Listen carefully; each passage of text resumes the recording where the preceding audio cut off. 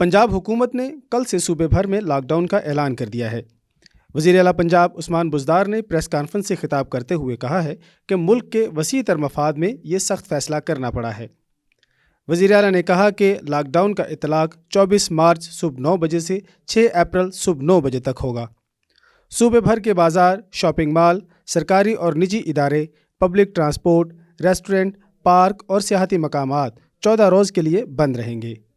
पंजाब में डबल सवारी पर भी पाबंदी आयद कर दी गई है, ताहम फैमिलीज़ पर इसका इतलाक़ नहीं होगा।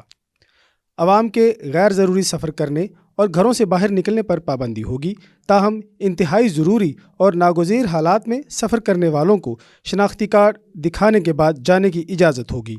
वज़ीर आला ने कहा कि ये कर्फ्यू नहीं होगा। अवाम की हिफाजत के पेश नज़र सख्त इक़दामात उठाए जा रहे हैं। वज़ीर आला ने कहा कि शहरी अपने घरों में रहें, गैर ज़रूरी मेल मिलाप से इज्तनाब करें ताकि इस मोज़ी वायरस से निपटा जा सके। ख़ुद भी महफूज रहें और दूसरों को भी महफूज रखें।